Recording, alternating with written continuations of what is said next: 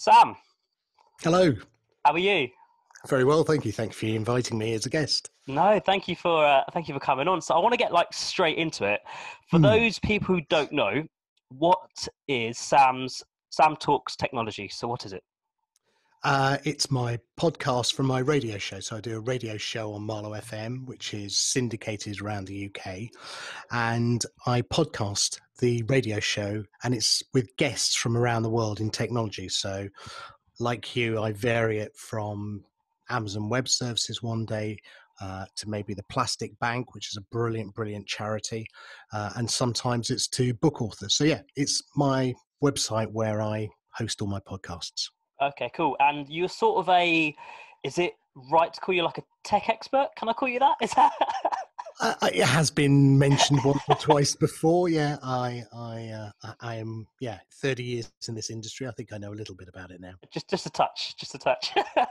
So what's your background then in the tech industry? Because you used to work for Netscape, is that right? Yeah, so I've worked for companies like Microsoft, Netscape, Gateway Computers, and then startups of my own. And then I started TechCrunch Europe as well, which is a leading blog here in the UK and Europe. Oh wow! So what was the process in starting TechCrunch? Because I've used it, and I know loads of people have used it as well. So what was the process behind starting that?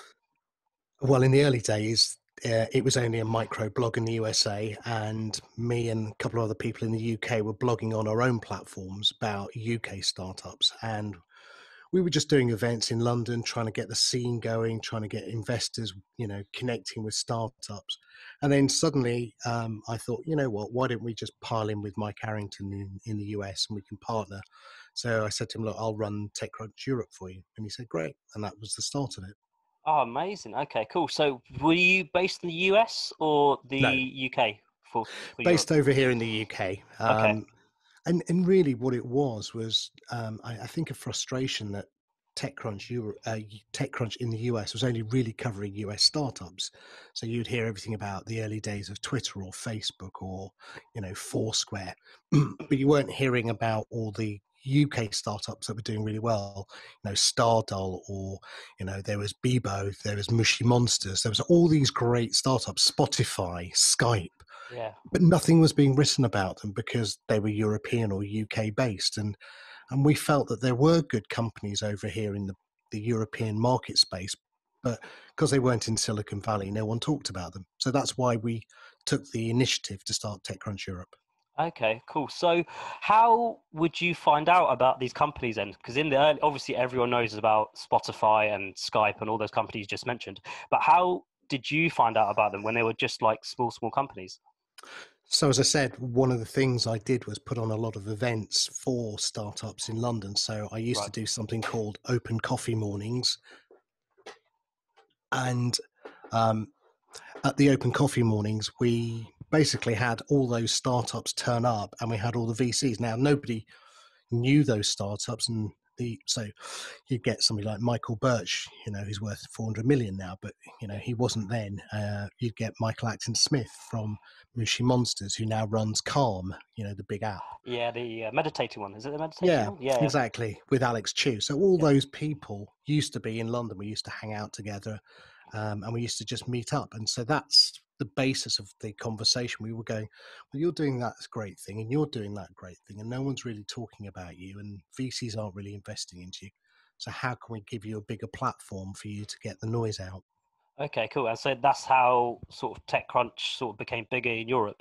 Yeah, Okay, cool. So what is the reach for TechCrunch now? Is it gone global, would you say? Or it is, but I think the effect of TechCrunch these days is lesser.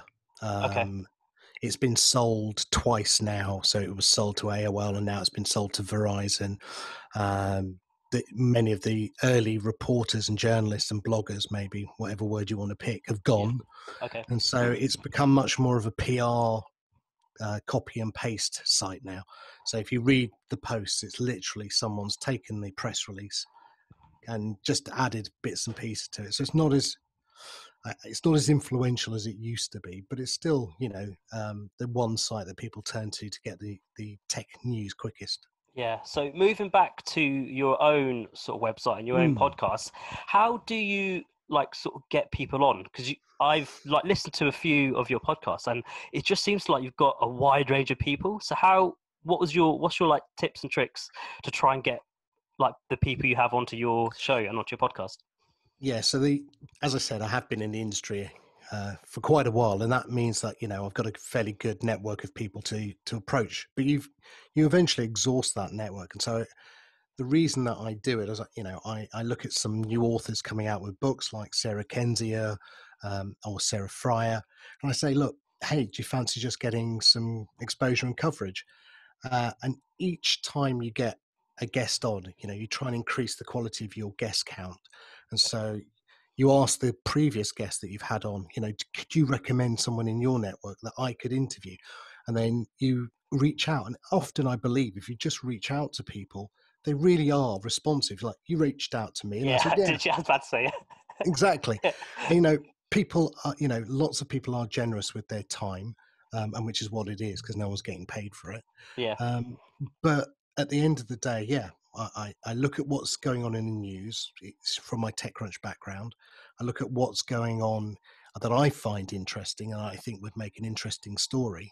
And I combine that and say, okay, well, let's talk to them. And so you just send them an email, you point them to the website, you talk about what you've done before, and then they often say yes. I mean, I've had a couple of no's, but I yeah. can count those on one hand. So, yeah, that's how I get a wide variety of guests. Yeah, because we had a webinar on, was it Wednesday or Thursday? Yep.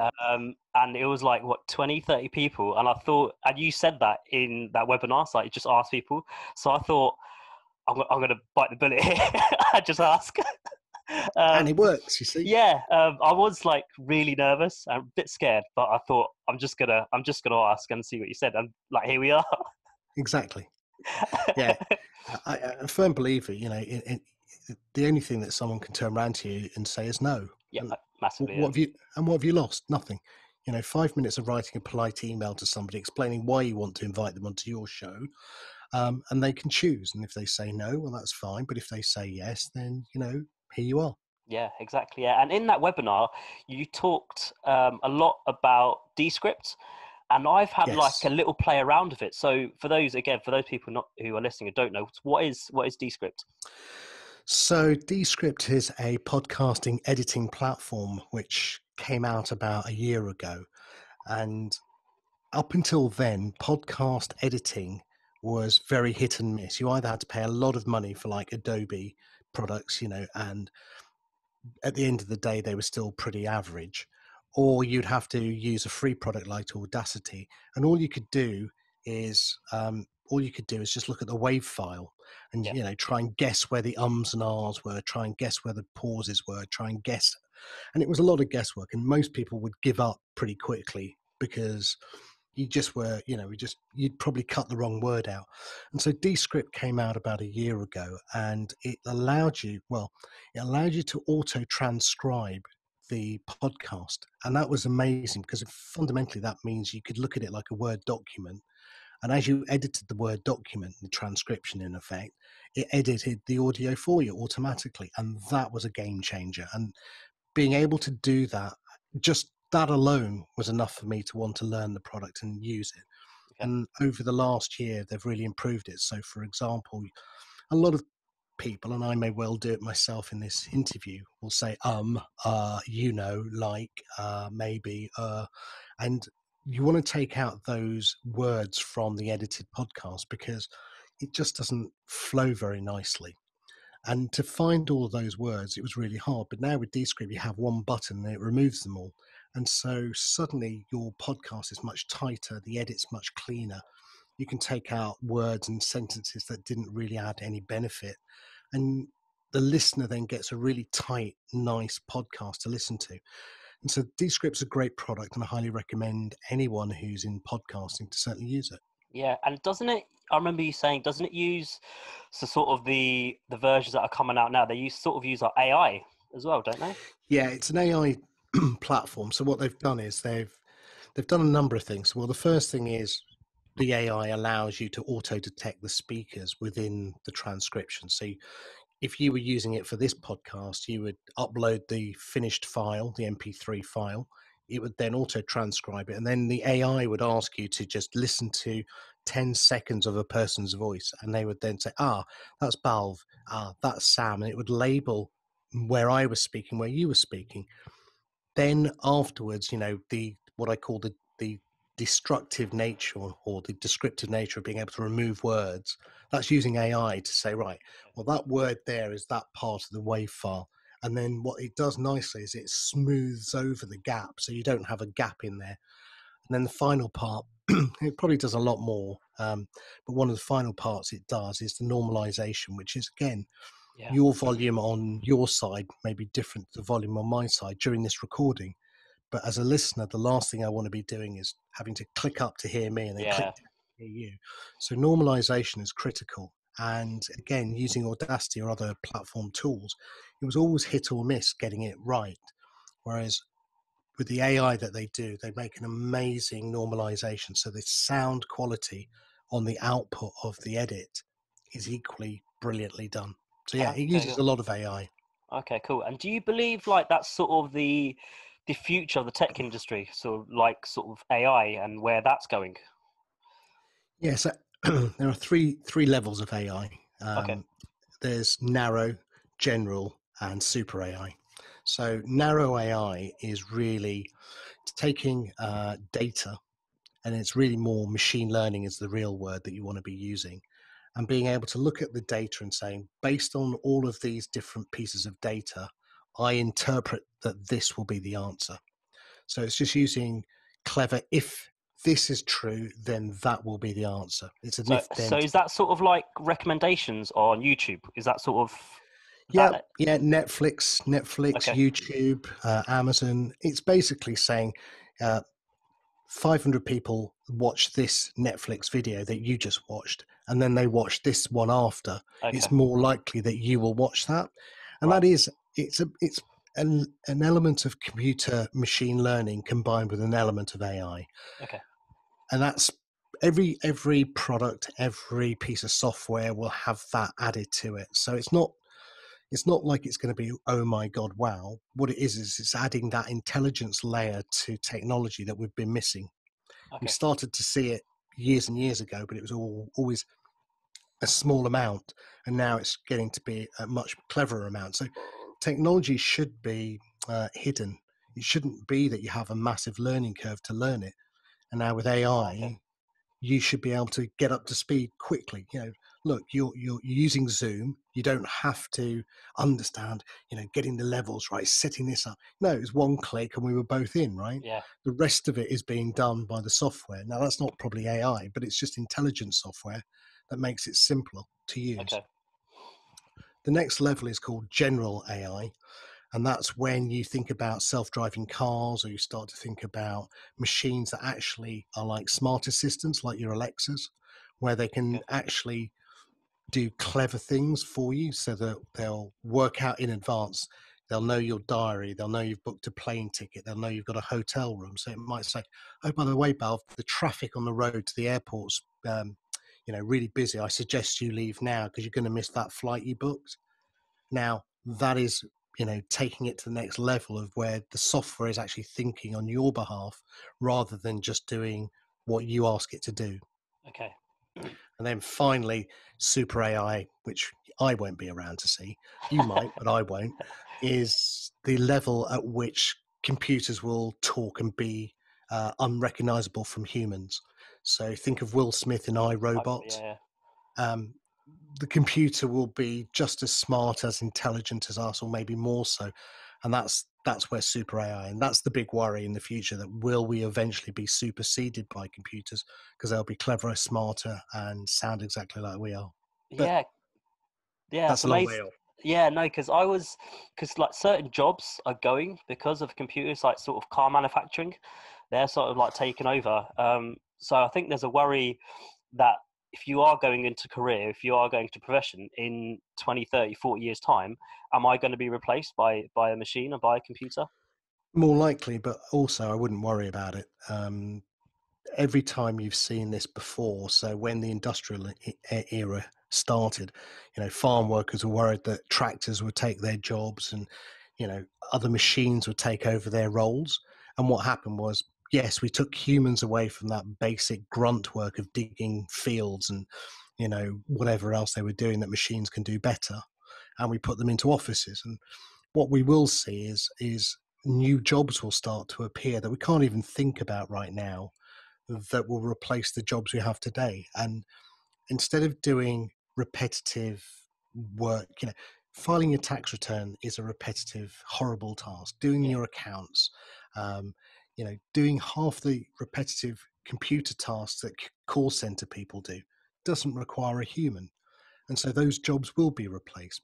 But the jobs that require empathy, creativity, intelligence, human understanding, feeling, which will be a long, long way before computers can do all of those things, those jobs will appear. They will have new words and new labels. I don't even know what you will call those jobs because they're not here. Yeah. And those are the jobs that people will learn and then start to do. Awesome. So podcasters are fine then. We're all right, okay? No, No. actually. No. So one of the features in DScript is called overdub, which you can apply to be on the beta for. And what overdub allows you to do is train the AI to recognize your voice speech pattern. You're And so kidding. you read for about 10 or Wow. 15 minutes. And then like a Word document, I could just literally type a Word document and then get DScript to actually place my voice and create the podcast. That's incredible. That's amazing. I'm worried now. You're okay. It'll be a little while yet. So what would a typical day for you look like? So is there like being like, obviously I know you're busy because I think you said in the webinar you're recording like a podcast a day at the moment, and there's sort of a little bit Yeah. of a backlog. Yeah, I've So got six. Unfortunately, I've been creating with two friends of mine on online podcast festival yes, called. So if you want to find it, is podcastfestival.live. And we did one 6 weeks ago, and we're doing one on the 15th of July. And they've taken up more time than I expected they would. And so I had all of these guests lined up, some great guests with great podcast interviews. And I have to edit them because I don't like putting them out without an edit. yeah, But balancing between trying to drive people to sign up to these festivals to get tickets requires a lot of work. So at the moment, yeah, I've got loads parked of podcasts that need to be broadcast and published, but that's fine. They will be. After the 15th, I can get back to doing that. yeah. So just talk about this festival that you're doing. So what does it involve, and what are you doing? So clearly with COVID, offline festivals were not going to happen. And I always wanted to do a Sam Talks Technology live, an offline festival. I was going to plan that for September. And then, of course, that's not going to happen. So I then thought, well, can I do this online? And then I talked to two friends who said, well, let's just do the first one about the future of podcasting and just get six great speakers, see if we can do it. And we got six great speakers, a TV production company, and we put it on. And it's using a platform called hopin.to, but it's Hopin is the name of the platform. And from a standing start, we got over 300 people buy tickets and attend the event. We had six speakers from Australia, New York, San Francisco, London. So amazing reach Wow. of speakers. And we managed to put that together. So we built the brand, we built the platform, we got the speakers, we got the content together in less than 6 weeks. And I was really happy. So happy that we thought we'd do it again, which probably wasn't the right thing to do. But anyway, we are doing it again. And on the 15th of July, we've got a new one called Voices of the World. And we've got leading podcasters from China, India, South Korea, France, America, UK. We've even got George the Poet, who was the Yeah, BBC winner of Podcasting the Brit Awards. He won a Peabody. Amazing, amazing person. If you've not, if you're listening to this and you haven't heard George the Poet, please just go and Google him, go and listen to him on YouTube. So I can't wait. I'm going to be interviewing on the 15th about wow. his life in podcasting. That's amazing. So you talked about the sort of Asia market there. Is Hmm. that like a big market coming up in terms of podcasting? It's bigger than England, bigger than Yeah. Britain. bigger than most of Europe.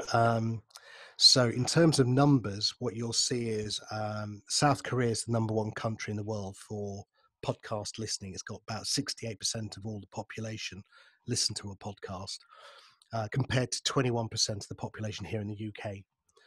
China is turning over in podcasting terms over $7 billion in revenue from Wow.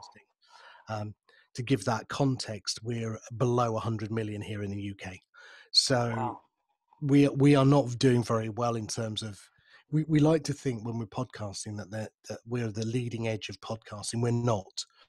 And India is doing really well because Android phones, which is the predominant phone over there because they're smaller, cheaper, doesn't require much software to run a podcast. So people are beginning to produce them. They're quick and easy to produce, and the content's getting out there. And yeah, so Amit Varma, who's going to be on the show, is he was the recognized as one of the top 50 influencers in India, not just for podcasting, but across India.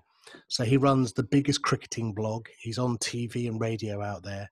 So he's got a massive audience behind him as well. And yeah, so podcasting in India is going really well. Wow, that's incredible. Because I would have, I don't know if I'm being sort of naive in the situation, because you'd think us in the West, or as like America or the UK, would be flying with podcasting, but clearly they're doing something better than we are. Well, there's two parts to it. So the reason why we're not making as much money is because we don't really have a very good micro payment system in this part of the world. So China has WeChat Yeah. built with its own micro payment system built in, linked to its bank account. So if you and I were doing this podcast and one of your listeners thought, "Wow, I really enjoyed that podcast, Balv. Let me give you, I don't know, £1, £2." The trouble of getting their credit card out, finding the way to get the money to you, and then you getting the money, is just too much friction between wanting to do it and then eventually doing it. Yeah. Whereas in China, it's very much, it's there. It's literally, you're listening to the podcast, you can do it as you're going along. You can say, "Oh, yeah, that's worth £5. There you go, have that." And that's what we have to get to now. We nearly had it with Mark Zuckerberg's. WhatsApp, Um, yeah. well, he was trying to build it into WhatsApp recently. He's just put it into Brazil, Brazil, yeah, I saw, yeah. but no, it was his Libra initiative, which was the micropayment linked, a bit like a Bitcoin. Okay. It was a digital currency linked to what they call fiat currencies, like the dollar or the pound. So it would be more stable than Bitcoin. And had that come out, and if you think how big Facebook is in terms of 2 billion daily users, Instagram and WhatsApp, there would have been a great digital currency for us to use in the West, a bit like China has. Yeah. And that's when I thought podcasting, in terms of our revenue from just micro cash payments, would have gone up, because then you build up a fan base, they support you, but they have a mechanism as well that's really easy to make payment. Yeah. So talking about like sort of your massive tech companies, so your Facebooks, your Googles, do you think there's another company that might disrupt it? Because I know they spend billions in R&D at the moment, so they're just going to keep growing and growing and growing. So do you think there's anything that's going to come and like sort of disrupt it at the moment? Oh yeah. Yeah. So every company has its day. IBM was, nobody thought anyone would ever change IBM, and then along came Microsoft, and then along came Apple, and then along came Google suddenly, Yeah. and then along came Facebook. So there will always be a company. I think Amazon's the most interesting company that will Of course. affect Yeah. Google. So if you think about your smart assistant, if you start to ask it for where's the local takeaway, or what time does the pub open, or where's the restaurant, or where, book me an Uber, you no longer are using your mobile phone, and you're no longer using your laptop to do a Google search. So suddenly Google's worried, because when they do a Google search on your laptop, you get 3 ads at the top, you get 5 or 8 ads down the side, and then you get 10 results. So that's like 20 pieces of content that they can deliver to you in one search. But if you had that on your Google Home Assistant, "Hey, Valve, option 1 is an advert, option 2 is an advert, Yeah. option That would work. 3, you'd be like, "Well, no, I just want the answer," right? Yeah. So voice is going to disrupt Google quite a lot. And again, the mobile phone, becomes less important if voice becomes ubiquitous. So we at home here, I've got 5 or 6 Alexas around the house. They've just announced Alexa for the car. They've just Oh announced, wow. and I've got earbuds, not the ones I'm wearing now, which have Alexa built into my earbuds. So suddenly, as I walk around the house, I can do, what's the time, who, or if I want to do a query or a search, or add that to my shopping list. Or so I think Amazon's going to disrupt Google quite significantly. Um, I think you'll begin to see other smaller companies that we don't know about in the AR and VR world, augmented reality and virtual reality worlds. Yeah. So, yeah, so long as Google and Facebook aren't allowed to buy up all of their close competitors. Um, so, Google bought a UK company called DeepMind. Now, DeepMind is an amazing AI company, Right. but Google bought them very early, and so now they won't compete with Google. Um, Facebook bought up Instagram before Instagram could actually compete with Facebook. So you've got TikTok, you've got Snapchat. If they're allowed to buy these companies up, then they won't be a competitor. But if the government stop them actually creating monopolies, then yeah, there may well be a new company that comes up that does it differently. Social media hasn't changed in 10 years, really. Yeah. Because I was reading the Disney CEO Robert Iger. I was reading his book, and he Hmm. said he was close to buying Twitter, Hmm. but he had a change of heart in like the last minute. And I was thinking that imagine if that did happen, Disney owning Twitter, that would be like Disney's already huge anyway. Yeah, the reason they pulled out of that deal is because of the potential liability of Liabilities, yeah, you've got too many trolls, you've got too many different negative tweets that go out, and it doesn't marry very well with the Disney clean brand, yeah, image. But I'm a firm believer that I think in probably a year, maybe 2 years, Twitter will be a paid service. You won't have it for free. okay, So you'll pay a subscription to get onto Facebook and Twitter, because the problem is that getting rid of the trolls and getting rid of the Russian bots and getting rid of all of the negative parts of Twitter and Facebook becomes a game of whack-a-mole. Every time you close that one, another one pops up there, and you close yeah, that one, another one pops up, and you're always chasing. You'll never get it right.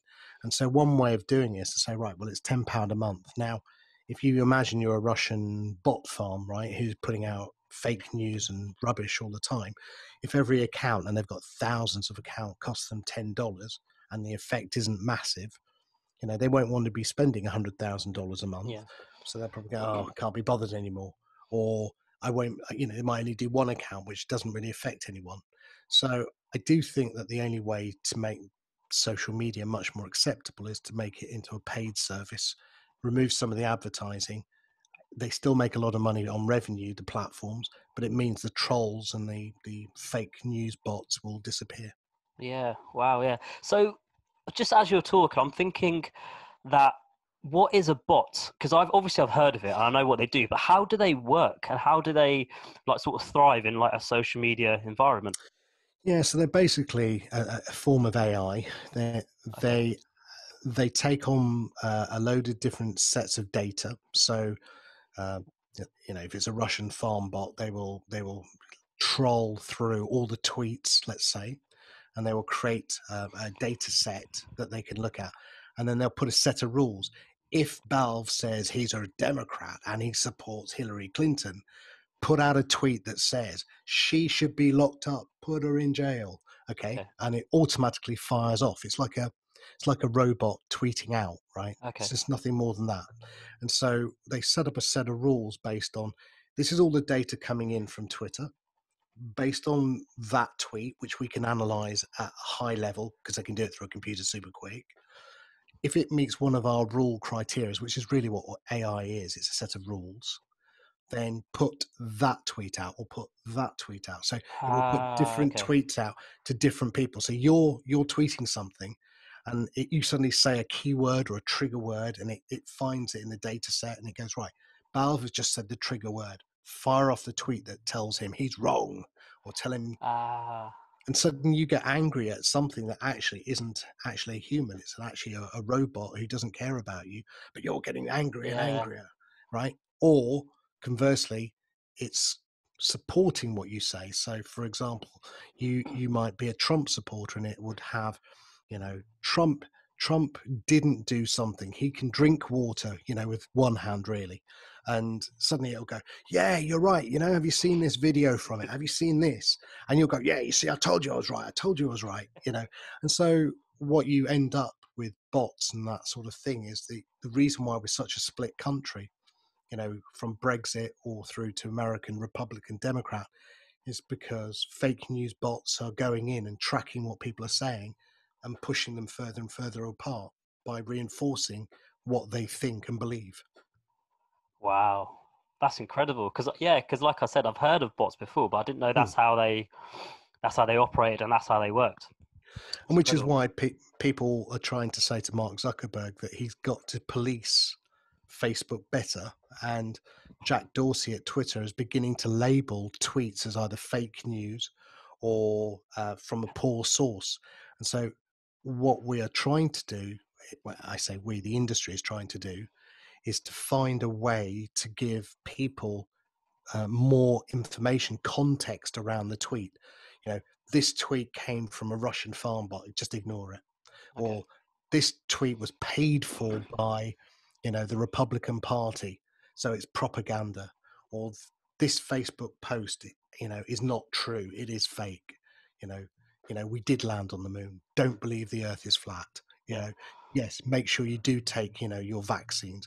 So all of those stupid memes that go around that say that those things aren't right or true, they're now beginning to label them. So if you still want to believe that they're, real, that we never went to the moon or we never actually, the Earth is flat, well, that's fine. Be an idiot and go and believe what you want to believe, but at Yeah. least it's labeled correctly. Yeah. So that's Massively. where I think, that's where we're going. Okay, so just to wrap up, I usually ask my guests 3 questions based on the past, present, and future. So the first question is about the past, and it is: what advice would you give a 15-year-old Sam Sethi? So what would you say to him? Train harder for rugby. Don't be so lazy. Yeah. Now, I guess if I had to look back honestly, the opportunities there in the industry were all in front of you. You just had to look harder. Yeah, And so I missed a lot of those opportunities, I think. So I'd say to myself, learn to code earlier, be a coder, because you're going to need it. Everyone needs to code, yeah. and make sure that, you're less hasty about things, I think. Okay, cool. And a question about the present. So you've got a dinner party. You Hmm. can invite 3 guests, any 3 guests you want. They can be celebrity, non-celebrity, family members, non-family members, dead, alive, anybody you want to. Which 3 people would you invite, Sam? Who would you go for? Oh, the first one's very easy. That's President Obama, still the best president there has been. Hands down, Uh, hands down. Most intelligent man, I think, you can hear. It have to be Steven Gerrard or Jurgen Klopp. I can't pick. So, not sure which one. Of the moment, I'd go for Mr. Klopp. Okay, So I'd have him at my dinner party. And I think I'd have to have a female there. And so I'd have my wife. that's a good choice. I think she'll be happy with that. No, she won't. with Obama and Klopp there. So just to wrap up and to finish this podcast off, where do you see yourself in 10 years' time? So it's a question about the future. What do you think Sam Sethi will be doing in 2030? Interesting that. Yeah, I think the world of augmented reality will be here with us. And I think that although podcasting as a voice medium will be here, I think it will be a mixed reality environment. So we will still be looking at, talking the way we're talking now, but the way that we receive the content won't be through a phone, it won't be through headphones, it may be through glasses, it may be through another medium that we listen and receive stuff. So where will I be? I mean, I'd like to think that, I'll be a successful podcaster and radio presenter and whatever it may be. And along with that, I will be using different platforms to get my message out. Perfect. I can't think of a better way to end. Thank you so much, Sam. Val, thank you so much for having me as a guest. Thank you.